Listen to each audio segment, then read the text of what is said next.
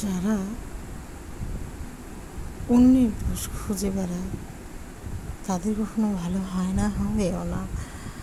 মনে হয় না শক্ত। তো নামাজ পড়লে কিন্তু এই জিনিসগুলো হয় না, ভিতর থেকে ভিতরটা ফ্রেশ লাগে। আর বিশেষ করে তাহাজ্জুদ তো আমার অনেক, আমি শোনাচ্ছি না ভাই, যদি আমার এই কথা শুনে একজনও তাহাজ্জুদ পড়ে ৫ ওয়াক্ত নামাজ পড়ে আমার জীবন পরিবর্তন হয়ে যাবে। সত্যি কথা, সেটাই বলি, আমি শেয়ার করলাম। এগুলো না করে নিজেকে ঠান্ডা দেওয়া, দেন নিজের জন্য কিছু করে যান দুনিয়াতে বেঁচে থাকতে। এগুলো করে কোনো লাভ নেই। আমরা পথে চলি, আপনার কাছে বলি নিজের মনের দুঃখগুলো,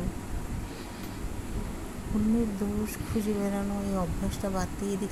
বিসমিল্লাহির রহমানির রহিম। আসসালামু আলাইকুম, hi everyone, welcome back another video. আমি আছি ফাতিমা, তোমাদের সঙ্গে। আমি রান্নাঘরটি গুছিয়ে নিচ্ছি।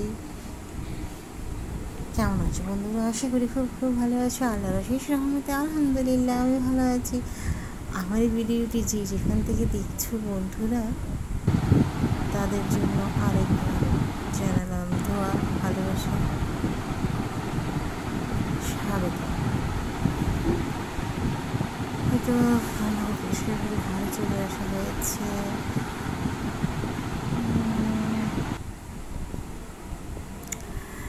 আমার এই ব্লগটি যদি ভালো লেগে থাকে লাইক, কমেন্ট, শেয়ার, সাবস্ক্রাইব করবে। পাশে থেকে বেলাইকনটি বাজিয়ে অল বেলাইকনটি বাজিয়ে দিবে, তবে আমার নিত্য নতুন সব ব্লগ সবার আগে চলে আসবে তোমাদের কাছে।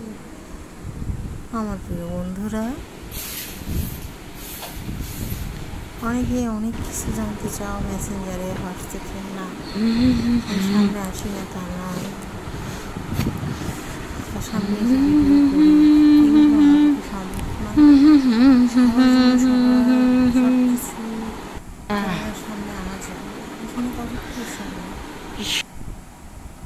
সেই সময়ে টুকিটাকি কাজগুলো করি, সেটাই দেখায়।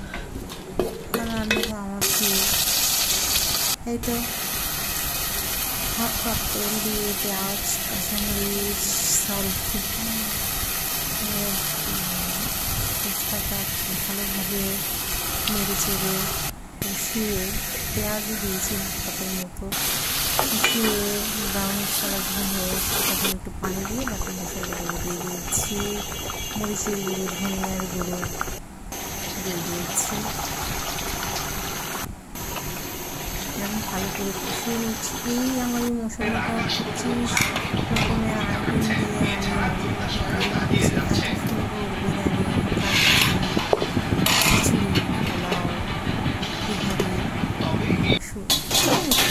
অনেক, তারপরে আমি আস্তে আস্তে নেড়ে চেড়ে ঢেকে দিয়ে বারবার এখন পোলাওটা বসিয়ে দিলাম। যেহেতু মাংস রান্না করা আছে, অল্প সময় অল্প তেল দিয়ে 3 টেবিল স্পুনের মতো তেল দিয়ে তেজপাতা গরম করলে পুরো তেলগুলো ঢেলে দিয়েছি। তেলে আদা রসুন দিয়ে দিয়েছি। 1 টিস্পুন চাল বাটা অল্প দিতে হবে, সব ফিলে গেছে বাড়ি খেয়ে ফুটন্ত গরম পানি দিয়ে দিয়েছি। পোলাওয়ার চাউলের উপরে 1 আঙুল রেখে 2 আঙুল মনে হয় না শক্ত। আর আমার পানি সবসময় চুলাতে বসানো থাকে, যদিও কম হয়ে যায় বা পুরনো চাল হয় সেটা আমি নিজেই করে নেই, ঠিক করে নিই, দিই। এই তো বিরিয়ানি নেড়ে ছেড়ে উঠিয়ে নিলাম, সার্ভ করে নিলাম। এখন চাপা শুকিয়ে ভাতটা এখানে শুকিয়ে ধুয়ে তুলে নিয়েছি আর মরিচও ধুয়ে তুলে নিয়েছি। এখানে কাঁঠালের বিচি, আলু প্লাস ডাটা কিছু কিছু করে পোলে নিয়ে নিয়েছি। তেল, পেঁয়াজ, রসুন একটু সময় 1 টিস্পুনের 4 ভাগের 1 ভাগ